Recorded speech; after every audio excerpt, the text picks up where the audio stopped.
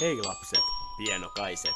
Teissä lepää armeijamme lujuus ja maamme tulevaisuus. Ja te saatanan naskalit ja tulevat närkistit kuunnelkaa! Jos sä tahdot kuolla vanhuuteen jo 5-vuotiaana, silkkimekko pukeudu poika, kuuntele 10 käskyä.